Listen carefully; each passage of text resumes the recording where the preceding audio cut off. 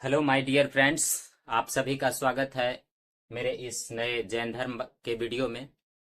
ये जैन धर्म का तीसरा पार्ट होगा। 2 पार्ट मैं पहले रिलीज कर चुका हूँ।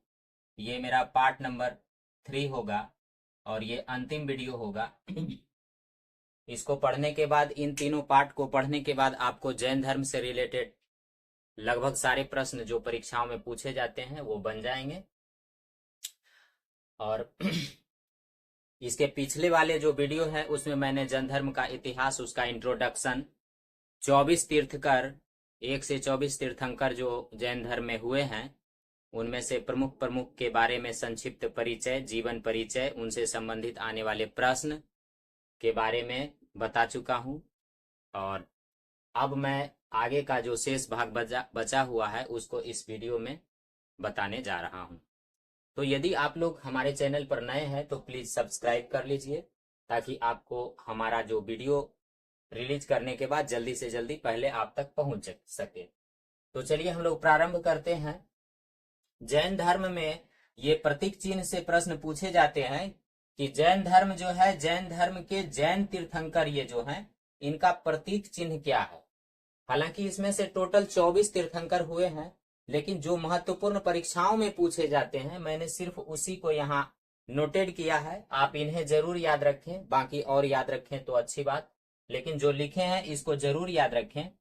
24 में से मैंने यहाँ पर मात्र 6 को सेलेक्ट किया है।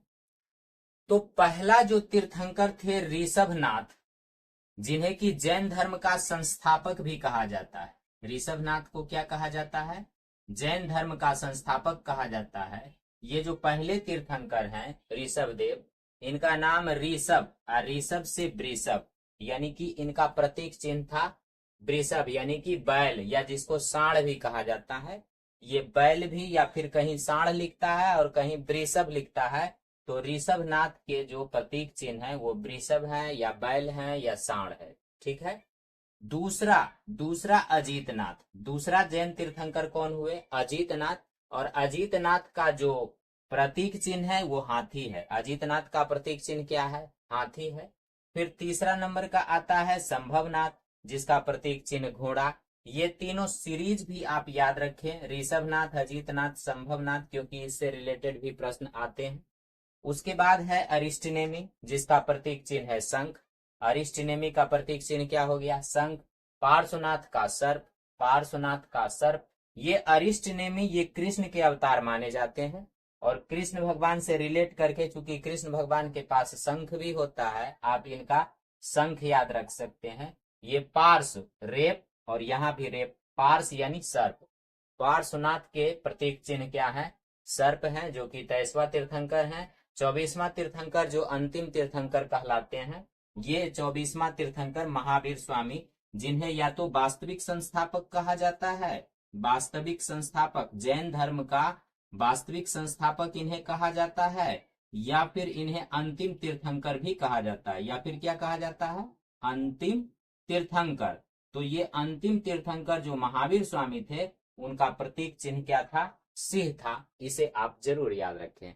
तो पहला तीर्थंकर ऋषभदेव, ऋषभदेव का प्रतीक चिन्ह वृषभ या बैल या सांड हो गया। दूसरा अजीतनाथ, जिसका हाथी। तीसरा संभवनाथ, जिसका घोड़ा। उसके बाद आ जाते हैं डायरेक्ट 22वां नंबर पर अरिस्टनेमी, जिसका शंख। और 23वां पार्श्वनाथ, जिसका सर्प। और 24वां अंतिम महावीर स्वामी, जिसके प्रतीक चिन्ह क्या है? सिंह है। इसे आप याद रखें। अब क्या होता है कि महावीर स्वामी अपने ही काल में प्रचार प्रसार जैन धर्म का काफी मात्रा में करना प्रारंभ कर देते हैं। तो जैन धर्म का जब उन्हें ज्ञान की प्राप्ति हो जाती है, जब वो सिद्ध बन जाते हैं, तो उस कंडीशन में जब वो उन्हें कैवल्य की प्राप्ति हो जाती है, तो वो अब प्रचार प्रसार जैन धर्म का करना प्रारंभ करते हैं। तो प्रचार प्रसार करने के क्रम में उन्होंने अनुयायी बनाए। तो अनुयायियों में जो मुख्य मुख्य अनुयायी थे उन्हें गणधर कहा गया। उन्हें क्या कहा गया?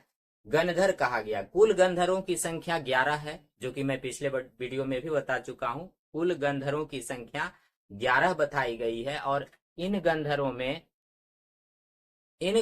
में जो महावीर स्वामी के बाद भी जीवित रहा, ऐसे गणधर आर्य सुधर्मा थे। यानी कि आप उसे कहीं कहीं परीक्षाओं में पूछा गया है कि गंधर्वों का अध्यक्ष किसे नियुक्त किया गया था।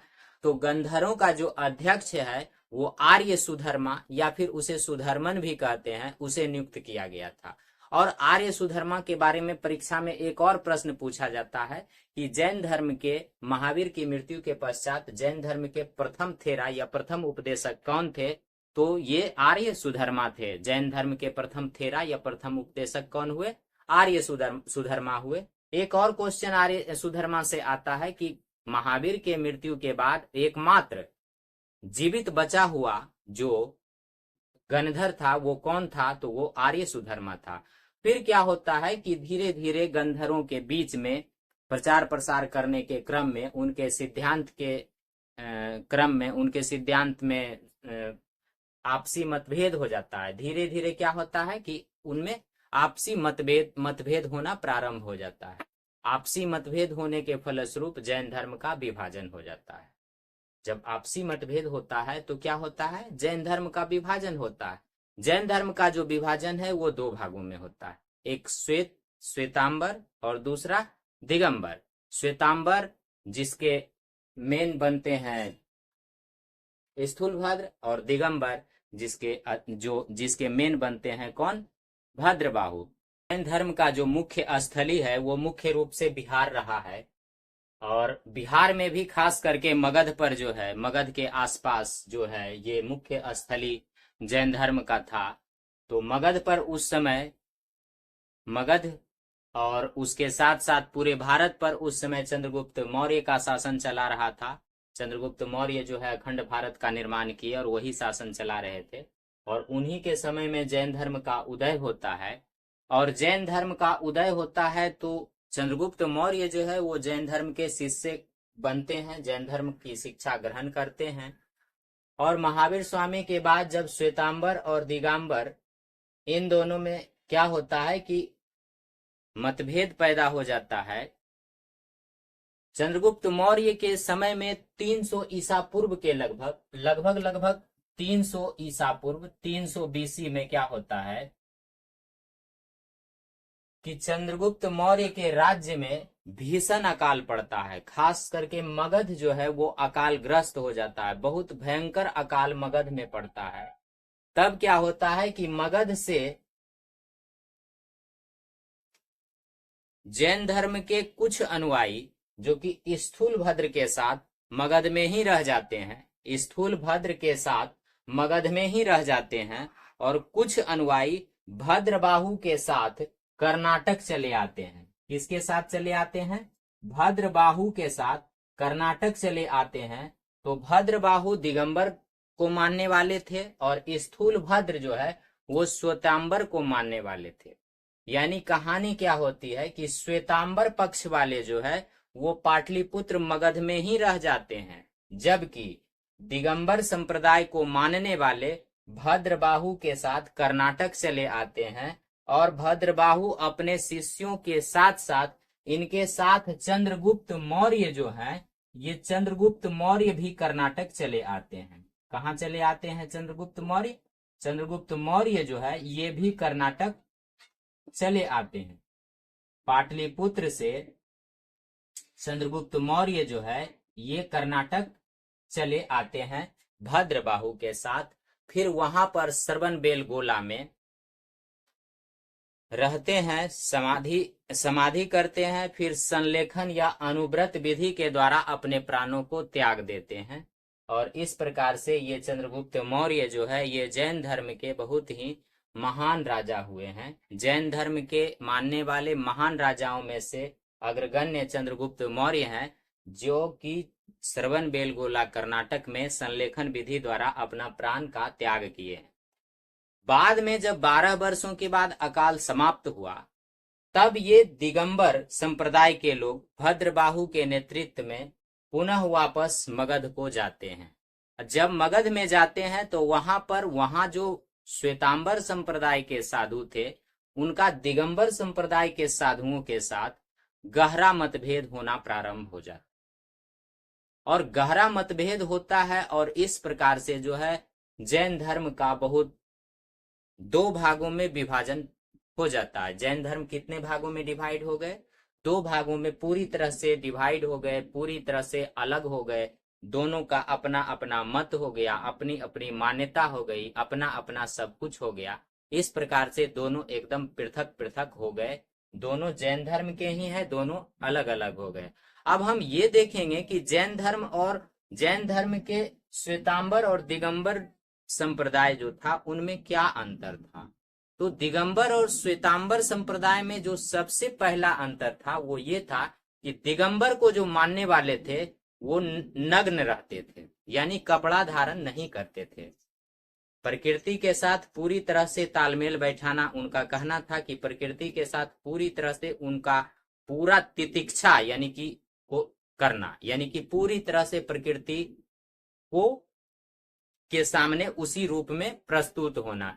तो नग्न रहते थे दिगंबर वाले, जबकि श्वेतांबर वाले, श्वेत अंबर आप याद रख सकते हैं, श्वेत मतलब सफेद, अंबर का मतलब है वस्त्र। आप याद रख सकते हैं कि श्वेतांबर का मतलब होता है श्वेत और अंबर का मतलब होता है वस्त्र। यानी श्वेतांबर वाले जो है वो सफेद वस्त्र को धारण करते थे। कैसे वस्त्र धारण करते थे? सफेद वस्त्र। जबकि दिगंबर वाले जो है कोई वस्त्र धारण ही नहीं करते थे।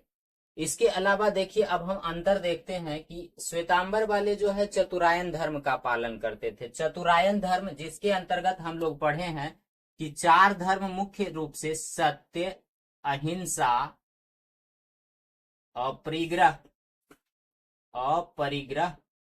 तथा अस्तेय। ये 4 जो धर्म है, ये चारों धर्मों को बोला जाता है चतुरायन धर्म। ये चारों धर्म को क्या बोला जाता है? चतुरायन धर्म, जिसे पार्श्वनाथ ने दिया था। सत्य, अहिंसा, अपरिग्रह तथा अस्तेय। यानी सत्य बोलना, हिंसा नहीं करना, धन जमा नहीं करना, धन संचय नहीं करना और चोरी नहीं करना। ये चतुरायन धर्म का पालन श्वेतांबर वाले करते थे। जबकि दिगंबर वाले जो है, दिगंबर वाले ब्रह्मचर्य महावीर स्वामी के द्वारा दिया गया जो 5 महाव्रत में जोड़ा गया ब्रह्मचर्य, ये ब्रह्मचर्य का पूर्ण रूपेण पालन दिगंबर के लोग करने लगे। यानी ये अंतर दोनों में हो गया कि ब्रह्मचर्य का पालन ये नहीं करते थे, क्योंकि ये सारे गृहस्थ के लोग थे और ये सब ब्रह्मचर्य पालन करने वाले। दिगंबर का के लिए ब्रह्मचर्य पालन करना अनिवार्य हो गया। तो ये इनमें अंतर हो गया। अब अंतर क्या हो गया कि ये सफेद वस्त्र पहनते थे, ये नग्न रहते थे। अब सफेद वस्त्र पहनते थे तो श्वेतांबर में महिलाओं को प्रवेश दिया गया कि महिलाएं जो है श्वेत वस्त्र चूंकि धारण कर सकती है, इसीलिए महिलाएं इसमें प्रवेश कर सकती है। और अब दिगंबर में चूंकि सारे लोग नग्न रहते हैं, नग्न, और इस कारण से इसमें महिलाओं का प्रवेश वर्जित कर दिया गया। दिगंबर वालों का कहना हुआ कि महिलाओं के लिए मोक्ष संभव नहीं है, क्योंकि वे नग्न नहीं रह सकती है। इस कारण से मोक्ष संभव नहीं है। यदि मोक्ष ही उसे प्राप्त करना है तो उसे पुनः जन्म लेना पड़ेगा पुरुष में, उसके बाद उसकी मोक्ष की प्राप्ति होगी। जबकि श्वेतांबर संप्रदाय के जो लोग थे, इनका कहना था कि नहीं, महिलाएं सफेद वस्त्र पहनेगी और उन्हें मोक्ष की भी प्राप्ति होगी। चूंकि सफेद वस्त्र पहन सकती है, इसमें भाग ले सकती है, तीर्थंकर बन सकती है, इस कारण से महिलाओं को भी मोक्ष की प्राप्ति होती है। इनके अनुसार वो महिलाएं तीर्थंकर भी नहीं बन सकती थी। तो ये हुआ दोनों में डिफरेंस कि दिगंबर में महिलाओं को कोई स्थान नहीं मिला, जबकि श्वेतांबर में महिलाओं का स्थान सुरक्षित रखा गया। इसके बाद श्वेतांबर संप्रदाय के लोग थे। श्वेतांबर वालों का कहना था कि महावीर विवाहित थे, इनकी बेटी, पत्नी, दामाद, सारे परिवार थे, कुटुंब परिवार भी थे। जबकि दिगंबर वालों का कहना था कि महावीर अविवाहित थे, उन्होंने विवाह नहीं किया था।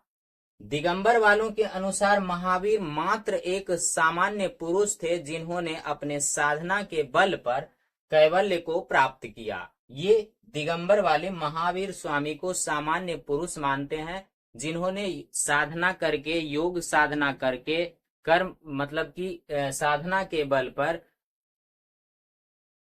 कैवल्य को प्राप्त किया और जीन बन गए, यानी विजेता बन गए। वो एक सामान्य पुरुष थे। जबकि श्वेतांबर वालों का कहना है कि महावीर स्वामी एक ईश्वर थे, यानी श्वेतांबर वाले महावीर स्वामी को ईश्वर के रूप में देखते हैं और दिगंबर वाले महावीर स्वामी को एक सामान्य मनुष्य के रूप में देखते हैं। और यही कारण है कि श्वेतांबर वालों ने जब भगवान महावीर स्वामी को भगवान के रूप में संबोधित किया तो इन्होंने उनका मूर्ति पूजा भी प्रारंभ कर दिया। यानी जैन परंपरा में मूर्ति का जो पूजा प्रारंभ हुआ वो श्वेतांबर के कारण, और इसके अलावा कई प्रकार की मंदिरों का निर्माण किया गया, कई प्रकार की मूर्तियों का निर्माण किया गया। मथुरा कला के अंदर, मथुरा शैली के अंदर कई प्रकार की मूर्तियों का निर्माण हुआ। मथुरा कला के अंदर कई प्रकार की मूर्तियों का निर्माण किया गया, जैन मूर्ति का निर्माण किया गया। तो ये डिफरेंस दोनों में रहा कि श्वेतांबर वाले जो है ये मूर्ति पूजा करना प्रारंभ किए, कला को विकसित किए, मंदिरों का निर्माण करवाए, जबकि दिगंबर वालों ने ऐसा कुछ नहीं किया। तो ये दोनों में डिफरेंस हो गया। अब एक 19वां तीर्थकर, जो 19वां तीर्थंकर मल्लीनाथ जिनका नाम था, इनके बारे में भी दोनों संप्रदायों में काफी मतभेद है। श्वेतांबर वालों का कहना है कि जो मल्लीनाथ थे 19वां तीर्थंकर वो स्त्री थे, जबकि दिगंबर वालों का कहना है कि नहीं, मल्लीनाथ पुरुष थे। मल्लीनाथ क्या थे? पुरुष थे। ये पुरुष मानते हैं और ये मानते हैं स्त्री। श्वेतांबर वाले क्या मानते हैं? स्त्री मानते हैं। इसके अलावा अब जो परिवर्तन हुआ नियम के, संसार के आगे चलने के अनुसार जो परिवर्तन हुआ, परिवर्तन को श्वेतांबर वालों ने स्वीकार किया, जबकि दिगंबर वालों ने परिवर्तन को स्वीकार नहीं किया। वो पहले के पथ पर ही चलते रहे और श्वेतांबर वाले जो है जिस तरह से परिवर्तन हुआ उस परिवर्तन को स्वीकार करते चले गए। हालांकि श्वेतांबर वाले जो है इनके पुस्तक की रचना कम हुई है, जबकि दिगंबर वालों ने अधिक पुस्तकों की रचना की है। पुस्तकों का अधिक रचना किया है इसने, और श्वेतांबर वाले अपेक्षाकृत कम रचना किए हैं। इसके अलावा एक और डिफरेंस है कि कैवल्य की प्राप्ति में कहना है कि श्वेतांबर वाले का कहना है कि कैवल्य जब मनुष्य को प्राप्त हो जाता है तो कैवल्य की प्राप्ति के पश्चात भी उसको शरीर को चलाने के लिए भोजन की आवश्यकता पड़ती है, जबकि दिगंबर वालों का ऐसा मानना नहीं है। दिगंबर वालों का कहना है कि जब मनुष्य को मोक्ष की प्राप्ति हो जाती है, जब उसे कैवल्य की प्राप्ति हो जाती है, पूर्ण ज्ञान की प्राप्ति हो जाती है, वो सिद्ध बन जाते हैं, वो जीन बन जाते हैं, वो विजेता बन जाते हैं, वो योगी बन जाते हैं, अर्हक बन जाते हैं, इंद्रियों पर विजय प्राप्त कर लेते हैं, तब उस कंडीशन में यानी कैवल्य की प्राप्ति के पश्चात उसे भोजन की आवश्यकता नहीं होती है। तो ये एक बेसिक डिफरेंस है दोनों संप्रदायों के अंतर्गत। फिर से हम लोग देखते हैं कि श्वेतांबर के जो लोग हैं ये चतुरायन धर्म का पालन करते हैं, दिगंबर वाले पंच महाव्रत का पालन करते हैं, जिसमें मुख्य रूप से सबसे कठोर जो ब्रह्मचर्य है उसका पालन दिगंबर के लोग करते हैं, जबकि ये नहीं करते हैं। श्वेतांबर वाले सफेद वस्त्र धारण करते हैं, जबकि ये नग्न रहते हैं। श्वेतांबर वालों के अनुसार महिलाओं को मोक्ष की प्राप्ति संभव है, जबकि दिगंबर वाले के अनुसार महिलाओं को मोक्ष की प्राप्ति कभी नहीं हो सकती है। श्वेतांबर वालों का कहना है कि महिलाएं तीर्थंकर हो सकती है, दिगंबर वाले के अनुसार महिलाएं तीर्थंकर नहीं हो सकती है। इनके अनुसार है कि महावीर विवाहित थे, दिगंबर का कहना था अविवाहित थे। इनके अनुसार महावीर 19वां तीर्थकर मल्लीनाथ स्त्री थे, जबकि दिगंबर के अनुसार मल्लीनाथ पुरुष थे। परिवर्तन को इन्होंने स्वीकार किया, इन्होंने बदलाव को स्वीकार नहीं किया।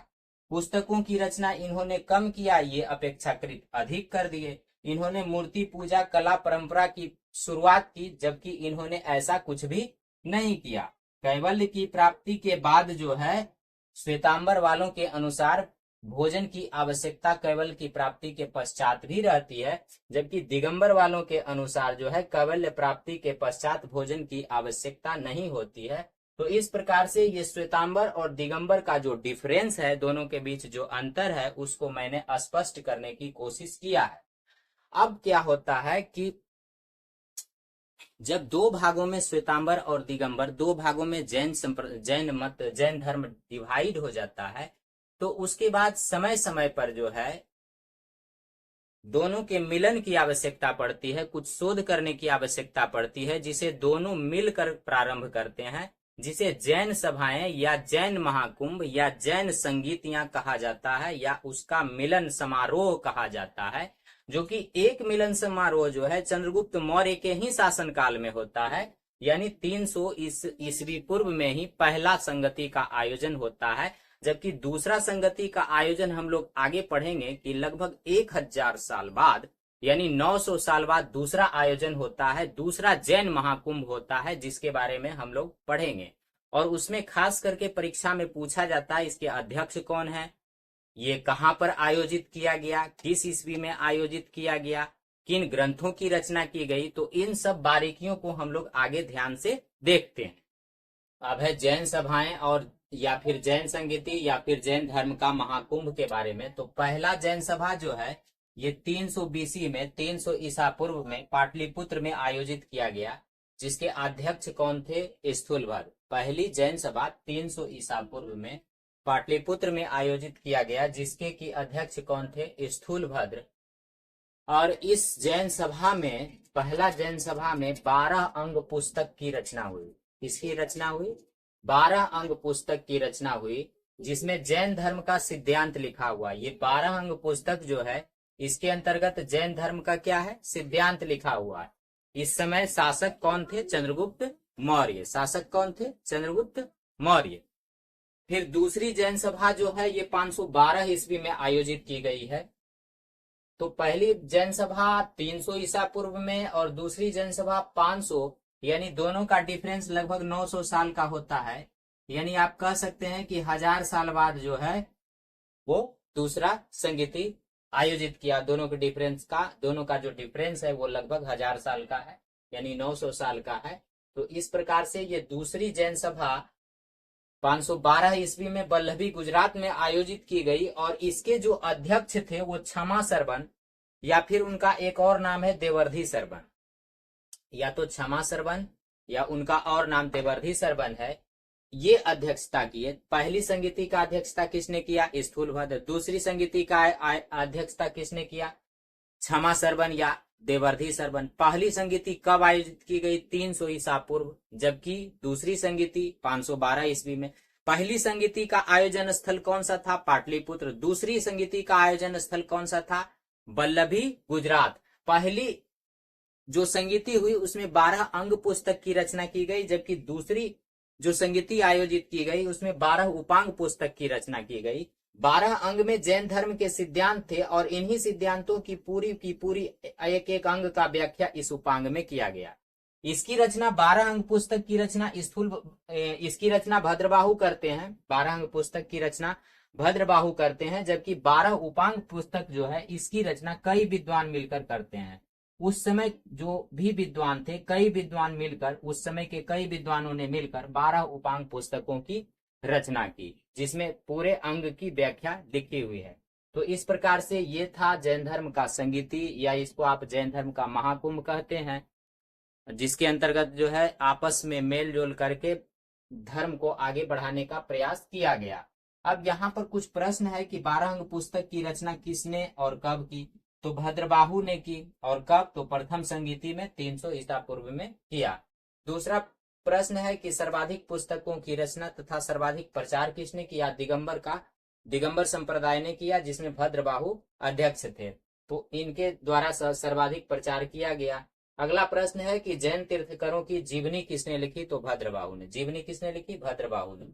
अनुव्रत या संथाना या संलेखन किसका सिद्धांत है, जैन धर्म का। और आप जानते हैं कि इसी संलेखन विधि द्वारा, इसी अनुव्रत विधि द्वारा, इसी संथाना विधि द्वारा चंद्रगुप्त मौर्य अपना प्राण त्यागे। इस सिद्धांत का अर्थ होता है कि भूखे प्यासे रहकर अपने प्राण को त्याग देना। भूख प्यास से शरीर को, मरने से पहले शरीर को भोजन देना बंद कर देना और इस प्रकार से शरीर को त्यागने के लिए तैयार हो जाना, यही है संलेखन या संथाना विधि। अब हम लोग आगे ये देखते हैं कि जैन धर्म को मानने वाले कौन कौन से प्रमुख राजा हुए, और जैन धर्म का जो साहित्य है उसके बारे में हम लोग पढ़ेंगे कि जैन धर्म के कौन कौन से साहित्य हैं, कौन कौन सी पुस्तकें हैं, उनके कला, उनकी शैली के बारे में हम लोग अध्ययन करेंगे।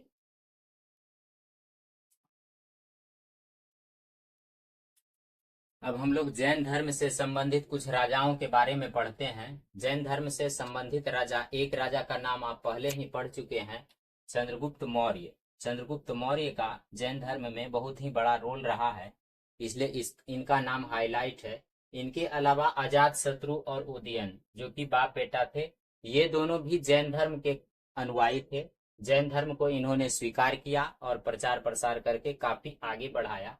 इसके अलावा उड़ीसा के राजा खारवेल, उड़ीसा के कलिंग राज खारवेल, इसके अलावा मध्य प्रदेश के चंदेल राजा, मध्य प्रदेश के चंदेल राजा, महाराष्ट्र के राष्ट्रकूट राजा अमोघवर्ष और ध्रुव।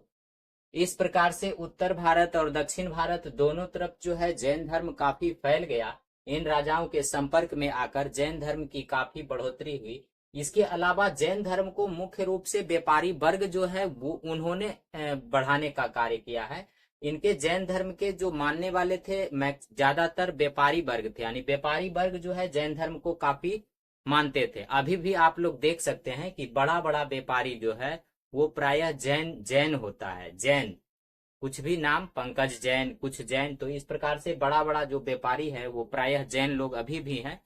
तो व्यापारी वर्ग का बहुत रोल था। इसके अलावा राजाओं का रोल था, महिलाओं का रोल था। इस प्रकार से ये काफी जैन धर्म जो है उस समय बड़ी तेजी से प्रचार प्रसार हुआ।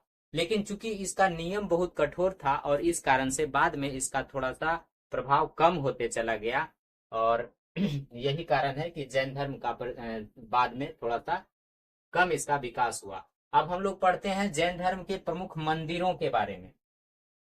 जैन धर्म के प्रमुख मंदिर कौन कौन से हैं? तो पहला मंदिर हम लोग पढ़ते हैं जल मंदिर जो है ये पावापुरी बिहार में, जो कि पटना से उस पर हाजीपुर वैशाली डिस्ट्रिक्ट के अंतर्गत ही पड़ता है। ये पावापुरी बिहार में जल मंदिर है। तो जल मंदिर कहाँ है? पावापुरी बिहार। जल मंदिर पावापुरी बिहार। हाथी मंदिर जो जैन धर्म का है, जैन धर्म का हाथी मंदिर ये गुजरात में पड़ता है। जैन धर्म का जल मंदिर पावापुरी बिहार में, जैन धर्म का हाथी मंदिर गुजरात में, और दिलवाड़ा का जैन मंदिर जो है ये माउंट आबू राजस्थान में। दिलवाड़ा का जैन मंदिर जो है ये माउंट आबू राजस्थान में अरावली पर्वत पर जो है ये है। और इसका जो निर्माण है ये सोलंकी शासक विमल शाह के 2 सामंत वास्तुपाल एवं तेजपाल ने करवाया था। क्योंकि यहाँ से प्रश्न आता है इसलिए इसका निर्माणकर्ता का हमने नाम लिखा है कि दिलवाड़ा का जैन मंदिर का निर्माण सोलंकी शासक विमल शाह ने करवाया था, जिसमें उनके 2 सामंत वास्तुपाल एवं तेजपाल की प्रमुख भूमिका थी। उसके बाद अगला मंदिर है बाहुबली का मंदिर या गोमतेश्वर का मंदिर। ये दुनिया के सबसे लंबा मंदिरों में से गिना जाता है। ये बाहुबली या गोमतेश्वर, ये गोमतेश्वर जो थे ये ऋषभ देव के प्रथम जो संस्थापक ऋषभ देव हैं उनके पुत्र हैं गोमतेश्वर, उन्हीं का मूर्ति है। तो बाहुबली का जो मंदिर है, बाहुबली मंदिर या गोमतेश्वर मंदिर, ये श्रवण बेलगोला कर्नाटक में है। और इसको गंग वंश के चामुंड राय ने बनवाया था, यानी चामुंड शासकों ने जो है वो बाहुबली मंदिर का निर्माण कराया था, जबकि सोलंकी शासकों ने दिलवाड़ा जैन मंदिर का निर्माण करवाया था। सोलंकी शासकों ने दिलवाड़ा जैन मंदिर का निर्माण करवाया और चामुंड शासकों ने बाहुबली मंदिर का निर्माण कराया। ये गंग वंश के थे। एक खजुराहो मंदिर मध्य प्रदेश के भोपाल में है और इसका निर्माण चंदेल शासकों ने करवाया। ज से च रिलेट करके आप रख सकते हैं, च। खजुराहो मंदिर मध्य प्रदेश के भोपाल में है और इसका निर्माण चंदेल शासकों ने करवाया है। ये एकमात्र ऐसा मंदिर है जो हिंदू और जैन दोनों के लिए प्रसिद्ध है। हिंदू और जैन दोनों। खजुराहो मंदिर किन किन धर्म वालों के लिए है? तो हिंदू और जैन दोनों के लिए। इसके बाद मथुरा का जैन मंदिर, क्योंकि मथुरा सबसे प्रसिद्ध केंद्र रहा है।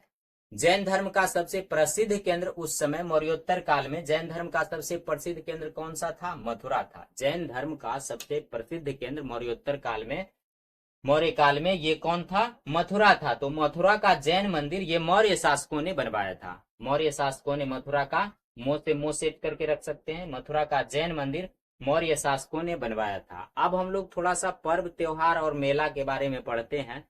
तो जैन धर्म का बहुत मेला नहीं है, लेकिन ये एक मेन मेला जो महामस्तकाभिषेक मेला या महामस्तकाभिषेक त्योहार कहिए या महामस्तकाभिषेक पर्व कहिए, ये बहुत बड़ा मेला है जो कि प्रत्येक 12 वर्ष पर श्रवण बेलगोला कर्नाटक में लगाया जाता है, जिसमें कि जो है बाहुबली के बाहुबली पर जलाभिषेक किया जाता है। बाहुबली पर प्रत्येक 12 साल में मेला लगता है जहां पर कि जलाभिषेक किया जाता है बाहुबली पर, जिसे मस्तकाभिषेक मेला या मस्तकाभिषेक त्योहार कहते हैं। यह जैन धर्म का सबसे बड़ा त्योहार माना जाता है।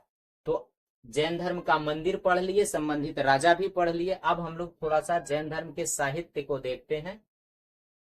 अब हम लोग पढ़ते हैं जैन धर्म के साहित्य या फिर उसके पुस्तकों के बारे में। जैन धर्म के साहित्य या उनकी पुस्तकों के बारे में। तो जैन धर्म में जो है सबसे पहले हमने देखा था कि प्रथम जो संगीति आयोजित किया गया था उसमें 12 अंगों की रचना की गई थी, जिसमें जैन धर्म का सिद्धांत लिखा गया था। जैन धर्म का सिद्धांत लिखा गया था, तो एक पुस्तक ये है। उसके बाद उसके व्याख्या के लिए, सिद्धांतों की व्याख्या के लिए कई विद्वानों ने मिलकर 12 उपांग की रचना की। इसके अलावा 10 प्रकीर्ण की रचना की गई, जिसमें जैन ग्रंथ का विश्लेषण है। 10 प्रकीर्ण की रचना की गई जिसमें जैन ग्रंथों का विश्लेषण है। 6 छेद सूत्र की रचना की गई, जिसमें जैन भिक्षु भिक्षुणियों के लिए नियम और आचरण से संबंधित बातें हैं कि कैसे नियम में रहना है, किस प्रकार का पवित्र आचरण धारण करना है, उसके लिए क्या क्या आवश्यक बातें हैं। इन सब चीजों जो जैन भिक्षुओं या भिक्षुणियों के लिए आवश्यक है, ये सब 6 छेद सूत्र के अंतर्गत लिखा हुआ है। इसके अलावा मूल सूत्रों की संख्या 4 है और इन सब जैन साहित्य को आगम कहा जाता है। क्या कहा जाता है? आगम कहा जाता है। एक प्रमुख परीक्षाओं में जो प्रश्न आता है कि जैन साहित्यों को क्या कहा जाता है, तो जैन साहित्य को आगम कहा जाता है। जैन साहित्य को क्या कहा जाता है? आगम कहा जाता है। ये इंपॉर्टेंट प्रश्न है कि जैन साहित्य को क्या कहा जाता है, तो आगम कहा जाता है। इसके अलावा आपने शुरू में देखा था, मैंने भगवती सूत्र वो वैदिक काल के समय बताया था कि भगवती सूत्र और अंगुत्तर निकाय, जिसमें कि बौद्ध धर्म और जैन धर्म की चर्चा की गई है, तो महाजनपदों की चर्चा इसके अंतर्गत की गई है। तो जैन धर्म का एक प्रमुख किताब जो है भगवती सूत्र भी है, जिसमें जैन मुनियों का जीवन चरित्र लिखा हुआ है। भगवती सूत्र में जैन मुनियों का जीवन चरित्र लिखा हुआ है, जबकि भद्रबाहु द्वारा रचित एक कल्प सूत्र है जिसमें जैन धर्म का प्रारंभिक इतिहास का वर्णन उन्होंने किया है। तो कल्प सूत्र के रचनाकार हो गए कौन? भद्रबाहु। और कल्प सूत्र में क्या लिखा हुआ है? तो जैन धर्म का प्रारंभिक इतिहास लिखा हुआ है। एक प्रश्न आता है कि जैन धर्म ने अपने आध्यात्मिक विचार कहां से ग्रहण किए, तो जितना आध्यात्मिक विचार है ये जैन धर्म ने सांख्य दर्शन से ग्रहण किया है। कहां से? सांख्य दर्शन से ग्रहण किया है अपने जैन आध्यात्मिक विचारों को। इसके अलावा महावीर स्वामी की जो मृत्यु होती है, तो उस समय महाजनपद, हालांकि महावीर स्वामी और बुद्ध दोनों की मृत्यु के समय एक महाजनपद था जो अपने एकदम चरमोत्कर्ष पर था, वो था मल्ल महाजनपद। कौन सा महाजनपद? तो मल्ल। यहां से भी प्रश्न पूछा जाता है कि महावीर की मृत्यु के समय कौन सा महाजनपद अपने चरमोत्कर्ष पर था, तो मल्ल था। और उसी मल्ल राजा सृष्टिपाल के राजा प्रसाद में महावीर स्वामी का निर्वाण हुआ था, यानी देहांत हुआ था। तो इस प्रकार से जो है अब ये जैन धर्म का टॉपिक समाप्त होता है। और मुझे पूर्ण आशा और विश्वास है कि यदि आप ये तीनों वीडियो को देखेंगे और उसके बाद यदि आप अपने ऑब्जेक्टिव को बनाने बैठेंगे, तो पता चलेगा कि लगभग सारे ऑब्जेक्टिव आप सही बना पाएंगे। तो आज के लिए बस इतना ही। अब नेक्स्ट टॉपिक को लेकर मैं नेक्स्ट वीडियो में प्रस्तुत होता हूं। तब तक के लिए जय हिंद, वंदे मातरम।